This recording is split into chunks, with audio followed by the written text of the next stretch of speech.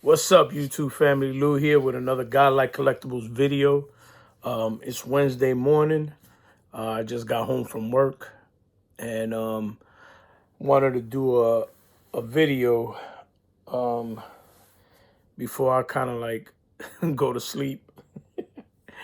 But it's funny. The other night, I ended up receiving a couple packages, and I took them to work with me. I was planning on doing a video at work, and then one of my coworkers ended up working that night with me.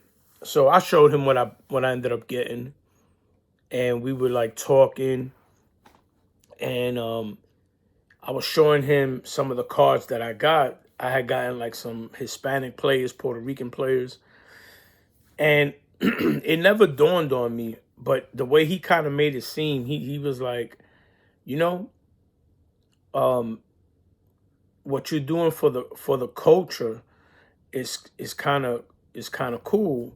And I said, what you mean? And he's like, you're collecting all these things and you're telling me all these stories about these Hispanic players, and it's like you're kind of like preserving, in your own way, you're preserving um stuff from our people, you know what I mean? Like, Hispanics, and about these players, and you have these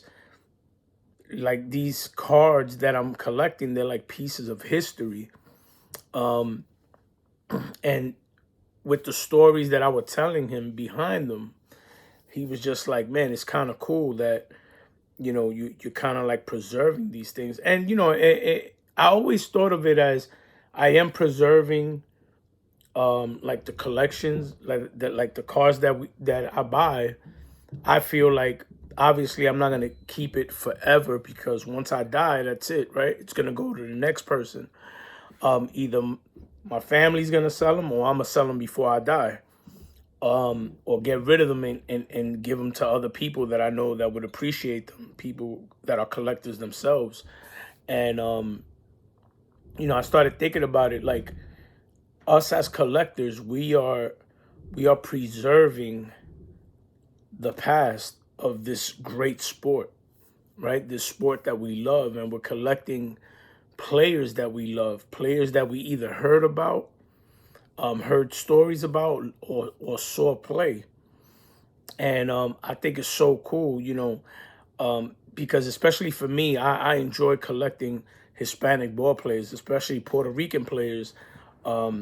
And like, I had a lot of times where I spoke with my dad, and he would explain to me about all these different players that he saw play in Puerto Rico.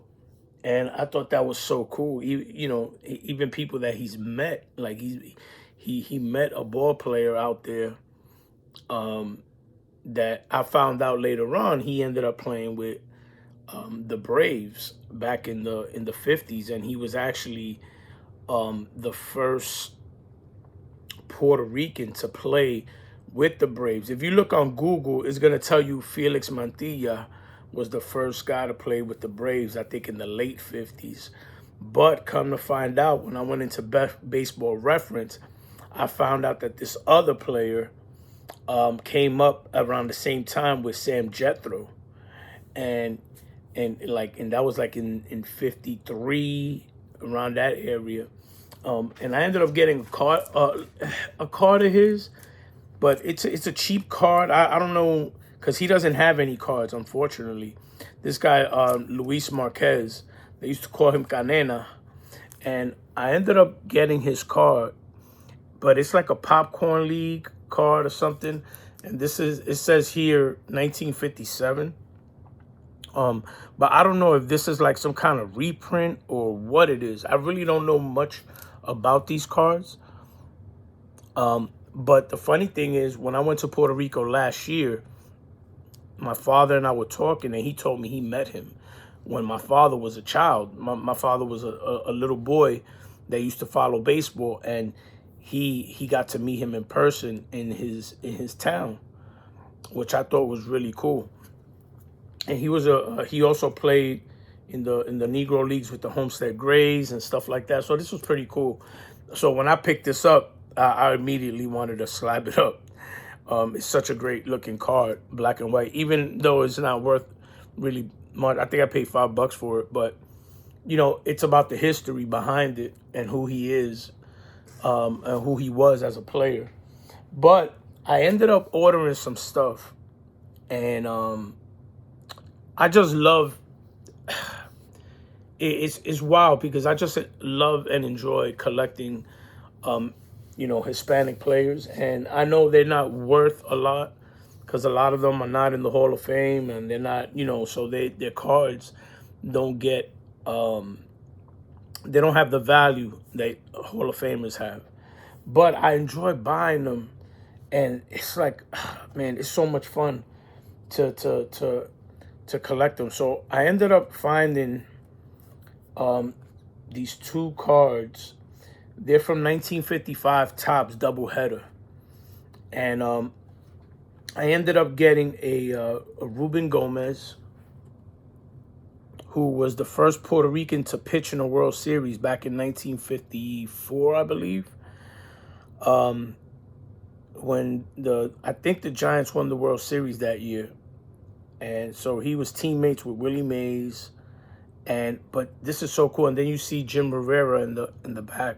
So basically, the way these work, if you fold it down, it would be like, let me just show you here. So basically, you see how it is here, and then when you fold this down, it's like the other player, Jim Rivera, with the same feet, which is kind of cool how they did that. You know what I mean? And so I really was like so happy to find these. You know, I was looking at some that were graded, but they're very, not that they're very expensive, but for me, I just wanted the card, so I didn't really care if it was graded or not. And it's so cool of, you know, to be able to collect these, you know. And then the other one I got, I had to get this one. My boy Vic Power. This one is super cool. You know what I mean? And then here's Ed Bailey in the back. Then it shows you the stats. So this is Vic Power's second year in the league, because he came up, his rookie card is 1954 Topps. So here's a 55 and this doubleheader, and it's beautiful. I love it. So I'm super happy to have these. I'm gonna try to see if I can find sleeves for these, but I really enjoy these. These look awesome. It's funny because Jason, Everyday Card Collector, he actually got a doubleheaders card that he showed in the video the other day, and I was like, man, I just ordered, I just ordered one of those. You know what I mean?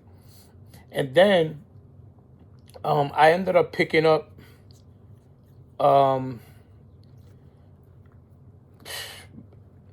It wasn't by accident. I just said I wanted to get a better copy, and I ordered a Juan Pizarro, a 1965 Juan Pizarro, another Puerto Rican player. So this is the one that I just picked up. This is the one that I had. For some reason, I thought the one that I had was really like in really bad shape, and apparently it's not. You know, it's a little off-centered, the one that I already had, but and the back is a little more off-centered on the one that I had. As you can see, this one is more centered in the back. But I only paid like $2.75 for it. But what's cool about Juan Pizarro is that in 1964, he won 19 games, right? As you can see here, he won 19 games. And Juan Pizarro was going to be the first man of color in the American League to win 20 games. But he ended up getting benched, and they didn't allow him to pitch his 20, like, you know, the game that could have given him his 20th victory. The manager didn't want him to pitch. And according to what Juan Pizarro says in an interview, he said that he felt that the coach didn't want him to achieve that milestone. So that's why he didn't let him pitch. So he would have been the first man of color in the American League to win 20 games back then. And then the following year, Jim Mudcat Grant ended up being the guy who ended up winning 20 games, and he was the first man of color to do it in the American League. But cool story, and like I said, part of history. Puerto Rican player. He came up in the 50s also. He came up in 57. I think he came up with the Braves, if I'm not mistaken. And then I found these cards. Like I saw one before. I saw a Tony Oliva one. And these are really cool because these are super cheap. But they're like little mini type cards. But these are from 1969. It was like a deck of cards that was sold at like a gas station or something. So I ended up picking up a couple of Latino players. I got this Tony Oliva. These are blank back. You know what I mean? They're black and white pictures. I picked up the Orlando Cepeda. And I ended up picking up a Juan Marichal. So I picked these three up. And they were super cheap. I think I paid maybe $4 for the set. You know what I mean? Shipped. And but this is another way to collect some inexpensive vintage of a Hall of Famer. You know, something that you could put in your collection, which is really, really nice and cool, and it's different because you don't really see these like that anywhere. Like I've never seen them at shows or nothing like that. So I found it on eBay by accident, and then I started looking it up. Kind of find out Rick, like 5 years ago, from Vintage Oddball Cards, he ended up making a video of a couple that he had, and also Pick a Gym S. I think he did a video about a year ago where he actually he showed some off that he had picked up at an antique shop. So I thought that was cool.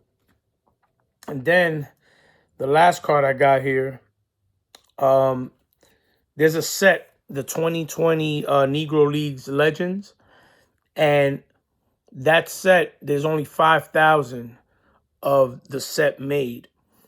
And so it's 5,000 of every card from that set, I guess. You know what I mean?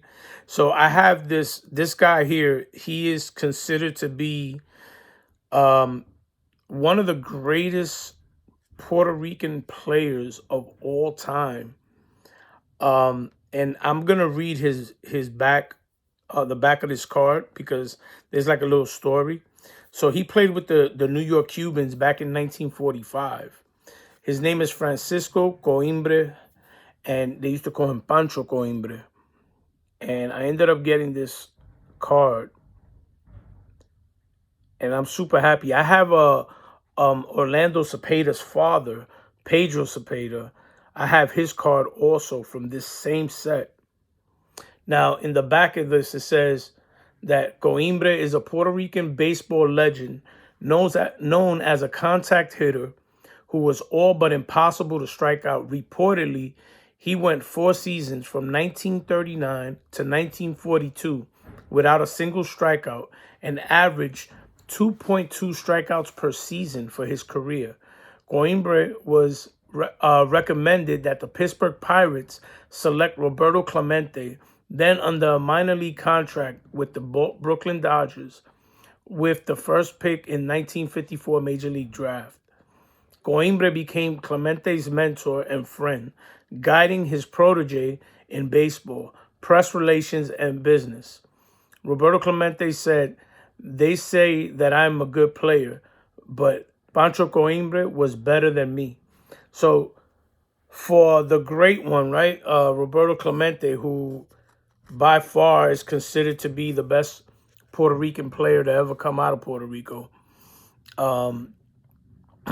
and for him to say that he was a better player speaks volumes. I wish that there was videos and on these players, Negro leagues and all this that we can't see. But I really wanted this in my collection. This was an important card for me to get, so I was happy to get this.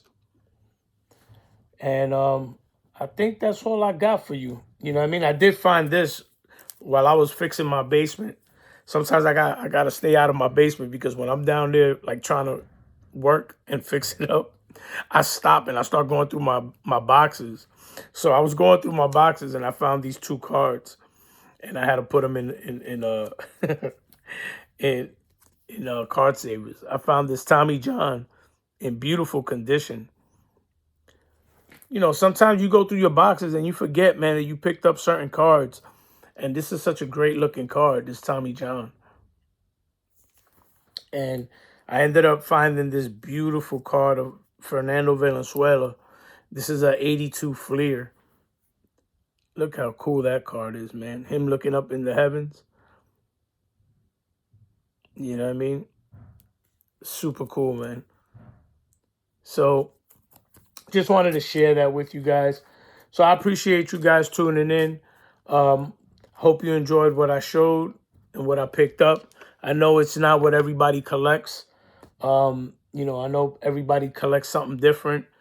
But I really thought that this was something that was special to me and what I collect. So I wanted to share that with you guys. So take care. God bless. Be safe. Peace.